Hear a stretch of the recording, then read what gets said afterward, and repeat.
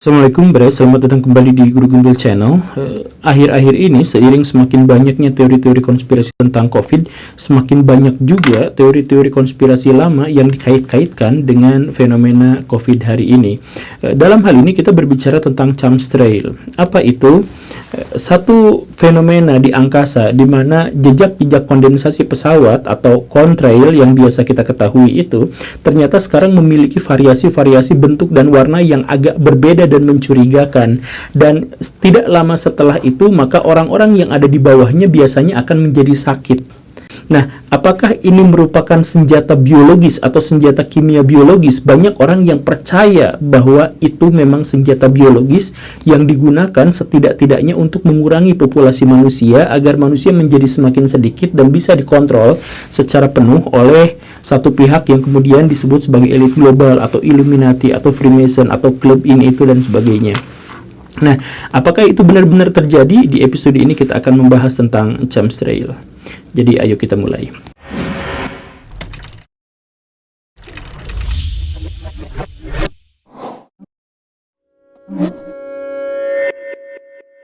Pada tahun 1966, pemerintah Amerika Serikat melalui Angkatan Udara itu menerbitkan sebuah laporan Science yang berisi tentang bahwa manusia itu memiliki kesempatan yang sangat besar untuk merekayasa atmosfer dan merekayasa alam. Dalam hal ini, kita bisa merekayasa cuaca demi kepentingan-kepentingan manusia. Laporannya kurang lebih seperti itu, dan itu adalah laporan yang sangat biasa-biasa saja.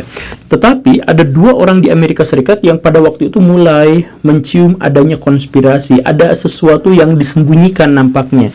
Dua orang itu adalah Richard Finke dan William Thomas yang mulai mengira-ngira bahwa pemerintah bukan hanya sedang merekayasa alam, bukan hanya merekayasa atmosfer demi kepentingan manusia, tetapi jangan-jangan ini adalah salah satu cara untuk melakukan depopulasi kepada manusia. Dari mana argumentasi-argumentasi atau dari mana kesimpulan ini bermula? Mari kita susun indikasi-indikasi yang mereka gunakan. Yang pertama adalah bahwa ada laporan dari pemerintah Amerika Serikat tahun 1966 bahwa cuaca itu bisa direkayasa, yang pertama. Kemudian yang kedua adalah sejak saat itu muncul banyak chemtrail seperti yang dijelaskan tadi. Kemudian yang ketiga, bahwa chemtrail yang dimaksud itu sangat berbeda dengan contrail, karena chemtrail yang itu bisa bertahan jauh lebih lama, kemudian saling silang dan seringkali membentuk awan hujan, awan yang sangat besar. Dan setelah hujan terjadi, maka biasanya itu banyak sekali orang-orang yang sakit, bahkan meninggal di bawah chemtrail yang dimaksud itu. Berbagai indikasi itu juga kemudian diperkuat dengan adanya laporan-laporan tentang bahwa udara di Amerika Serikat pada waktu itu menjadi lebih tercemar karena zat-zat tertentu. Dan ini semua kemudian dihubungkan dengan salah satu tugu yang sangat aneh di Amerika Serikat, sangat misterius di Amerika Serikat, yang namanya adalah Georgian Guidestone, yang isinya terdiri atas 8 bahasa yang secara maknawi sama, yaitu bahwa manusia setidak-tidaknya harus mempertahankan populasi tidak boleh lebih dari 500 juta manusia. Nah, coba bayangkan dengan fakta-fakta yang tadi itu kemudian dihubungkan, maka muncullah sebuah kesimpulan bahwa chemtrail yang dimaksud itu adalah senjata biologis atau senjata kimia yang sengaja digunakan oleh elit kelompok tertentu untuk memusnahkan manusia agar manusia tinggal sisa 500 juta orang, dan dari situ kemudian mereka bisa kendalikan. Inilah kemudian yang juga terjadi di Jakarta kemarin. Kan di Jakarta kemarin itu konon katanya ada chemtrail di angkasa Jakarta. Kemudian tak lama setelah itu orang-orang Jakarta mendadak pada sakit. Kenaikan orang sakit di Jakarta itu persentasenya mencapai 400%. Kan katanya seperti itu, klaimnya seperti itu. Apakah itu benar? Ternyata klaim itu salah. Tetapi apakah chemtrail itu benar? Kan penjelasannya sebenarnya jauh lebih sederhana daripada teori-teori konspirasi yang disebutkan tadi itu. Jadi misalkan seperti ini, pesawat terbang yang bisa merekayasa cuaca itu memang ada. Tetapi pesawat-pesawat itu tidak digunakan untuk merekayasa cuaca, tetapi pesawat itu lewat kalau di ketinggian tertentu pasti akan meninggalkan kondensasi. Dan kondensasi itu bisa bertahan lama, bisa bertahan tidak lama, bukan gara-gara ada zat kimia yang ditambahkan di situ, tetapi gara-gara ada kondisi cuaca tertentu yang bisa membuat kondensasi itu bisa bertahan lama atau tidak, kan seperti itu. Kalau terlalu dingin cuacanya, maka kondensasinya juga biasanya bertahan lebih lama, kan pikirannya seperti itu. Lalu kan ada yang aneh juga, setelah kondensasi itu terjadi maka muncullah awan, dan setelah awan muncullah hujan, dan setelah hujan banyak orang sakit yang ada di sana.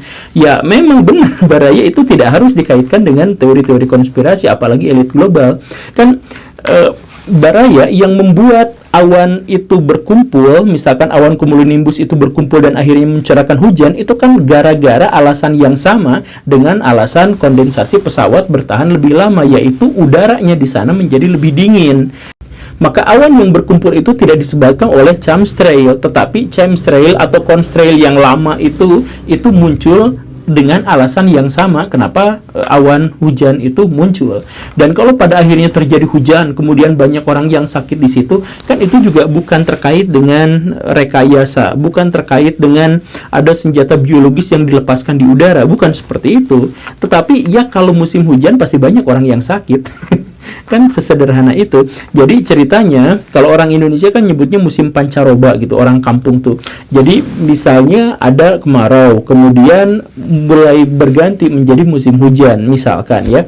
Nah, setelah musim hujan itu banyak orang yang sakit. Kenapa banyak orang yang sakit? Karena perubahan iklim itu atau perubahan musim itu membuat komposisi bakteri-bakteri yang ada di udara juga berbeda. Katakanlah ada bakteri kering. Selama ini ketika musimnya kemarau, bakteri-bakteri kering itu ada dalam jumlah besar di antara kita, dan kita sudah bisa beradaptasi terhadap bakteri itu. Tetapi kemudian ketika musim berganti menjadi musim hujan, maka komposisi bakteri di udara itu berubah menjadi yang paling banyak itu katakanlah adalah bakteri basah. Nah, manusia tidak bisa beradaptasi atau belum bisa beradaptasi terhadap perubahan ini, terhadap bakteri ini, maka muncullah sakit, biasanya sakit flu.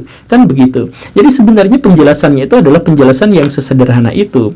Tetapi penganut-penganut teori konspirasi itu memang tidak sepenuhnya menggunakan nalar. Ya, menggunakan nalar tentu saja, dan mereka juga didasarkan pada fakta-fakta yang benar. Tetapi mereka simpulkan berdasarkan emosi atau berdasarkan ketidaksukaan pada pihak tertentu. Makanya kalau Baraya misalkan melihat bahwa orang-orang yang suka pada teori konspirasi atau orang yang percaya terhadap chemtrail atau yang semacam itu biasanya memiliki 4 ciri yang utama. Yang pertama, biasanya anak muda. Yang kedua adalah orang itu adalah orang yang kalah atau orang yang menderita. Biasanya mudah percaya pada teori-teori seperti ini karena mereka berupaya untuk melampiaskan kesalahan pada pihak lain agar dirinya sendiri tidak menyesali kekalahannya. Begitu. Kemudian yang ketiga itu adalah oposisi pemerintah. Kemudian yang keempat adalah orang yang tidak memiliki latar keilmuan tertentu atau tidak memiliki latar spesifikasi keilmuan tertentu. Nah, kenapa bisa seperti itu? Karena begini Baraya, seperti yang saya sampaikan tadi, teori-teori konspirasi itu adalah teori-teori yang didasarkan pada fakta-fakta yang benar, tetapi disimpulkan dengan cara atau metodologi yang salah. Tidak metodologis, tidak sistematif, tidak korelatif, atau tidak kausalistis gitu. Seperti itu. Nah, misalkan contohnya seperti ini Baraya. Saya komen di akunnya Pak Deddy Kobisa, komen biasa kan. Nah, tetapi orang-orang yang berpikir tentang teori konspirasi mulai berpikir bahwa wah Pak Guru Gembul ngode nih, pengen diundang di podcastnya Pak Deddy gitu. Sebenarnya saya niatnya itu adalah saya menuliskan komen karena saya juga nonton YouTube, dan karena saya nonton YouTube biasanya saya juga komen, dan saya komen tidak hanya di situ, saya komen di mana-mana ya, biasa seperti orang biasa kan nonton YouTube kemudian komen. Nah, tetapi orang-orang yang punya teori konspirasi akan mengatakan ini modus, pasti Pak Guru pengen diundang. Ketika kemudian saya menjelaskan enggak seperti itu, saya itu biasa-biasa aja, dia tutup kuping, dia tutup mata, kemudian mengatakan ya mana mungkin ngaku lah, tapi gitu kan, pasti gitu. Nah, seperti itu. Jadi teori konspirasi itu landasannya mungkin saja benar, tetapi tidak terkonfirmasi, tidak dikonfirmasi pada orang yang bersangkutan atau menolak konfirmasi dari orang yang bersangkutan. Seperti itu. Saya perlu menggarisbawahi Baraya bahwa konspirasi itu nyata, konspirasi itu ada. Konspirasi itu bahasa paling sederhananya itu adalah kemufakatan jahat.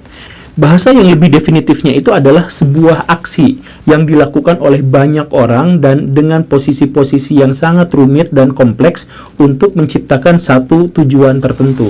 Kan seperti itu. Maka dari situ, maka konspirasi itu nyata, ada dan terjadi serta dilakukan oleh semua kalangan. Tetapi ada yang berikutnya, yaitu teori konspirasi. Nah, teori konspirasi itu apa? Yaitu teori yang berusaha untuk menjelaskan kemufakatan-kemufakatan jahat yang sangat rahasia. Begitu. Maka penjelasan atas satu yang sangat rahasia itu tidak selalu benar, walaupun berangkat dari fakta-fakta yang benar.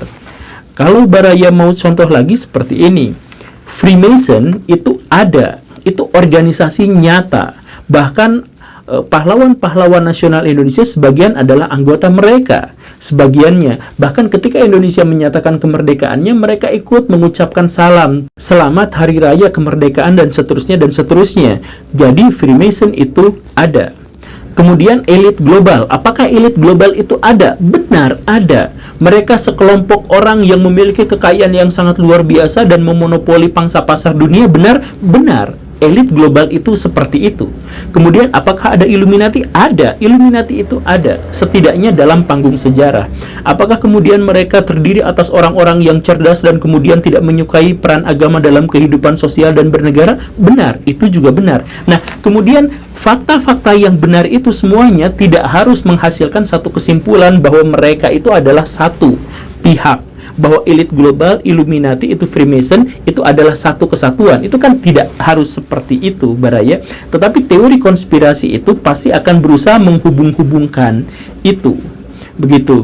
Jadi sekali lagi, teori konspirasi itu tidak selalu benar, bahkan didasarkan pada fakta-fakta yang nyata. Tetapi cara mengambil kesimpulannya itu adalah cara yang salah. Kenapa? Karena seperti yang saya sampaikan tadi, orang-orang yang suka pada teori konspirasi biasanya adalah orang yang kalah, orang yang muda, orang yang baru menemukan informasi dan mereka tersentak, dan kemudian adalah orang yang menjadi oposisi pemerintah. Kan seperti itu. Kalau menjadi oposisi pemerintah, Baraya pasti akan dengan sangat mudah mengatakan bahwa ini konspirasi pemerintah, itu konspirasi pemerintah dan sebagainya. Saya tidak membela pemerintah tentu saja dalam hal ini, cuman maksud saya orang yang dikalahkan dalam politik itu biasanya memiliki kedekatan dengan teori-teori konspirasi yang super. Bahkan Donald Trump setelah dia dikalahkan, dia begitu keranjingan pada teori konspirasi. Begitu. Jadi kita kembali ke chemtrail yang tadi dan kemudian kita susun argumentasinya. Pertama, apakah orang bisa merekayasa cuaca? Itu benar dan memang ada orang yang melakukan itu. Kemudian, apakah ada kondensasi di pesawat yang kemudian bertahan lebih lama? Ya, itu juga benar. Memiliki variasi warna yang berbeda? Itu juga benar. Bertahan lebih lama? Ya, itu juga benar. Apakah itu kemudian memunculkan awan hujan yang aneh? Tidak memunculkan, tetapi awan hujan itu pasti akan muncul disebabkan oleh sebab yang sama dengan kemunculan chemtrail. Seperti itu. Apakah kemudian setelah itu orang-orang menjadi banyak yang sakit? Iya, karena perubahan cuaca. Kan seperti itu. Apakah ada sekelompok orang yang menginginkan bahwa populasi manusia itu tidak lebih dari 500 juta? Iya, itu ada. Apakah mereka adalah kelompok rahasia? Iya, itu juga ada. Nah, itu semuanya adalah fakta-fakta yang benar. Apakah itu terhubung dalam hubungan kausalitas? Tidak. Begitu. Nah, dari mana saya mengetahui itu? Makanya Baraya biasakanlah menggunakan metodologi ilmu pengetahuan. Kalau Baraya tidak suka misalkan dengan pelajaran-pelajaran, setidaknya kuasailah metodologi ilmu sistematika berpikir. Kalau Baraya misalkan ada dalam satu naungan lembaga akademik tertentu, misalkan, Baraya tidak akan memunculkan teori konspirasi, karena Baraya bisa mengkonfirmasi pada orangnya langsung. Orang-orang yang percaya pada teori konspirasi adalah orang yang tidak memiliki akses untuk mengkonfirmasi apa yang menjadi kesimpulannya. Jadi jangan khawatir dengan adanya chemtrail. Itu adalah salah satu fenomena yang bisa terjelaskan dengan sangat mudah dan biasa-biasa saja. Terima kasih karena sudah menyimak. Saya Guru Gembul pamit. Assalamualaikum warahmatullahi wabarakatuh.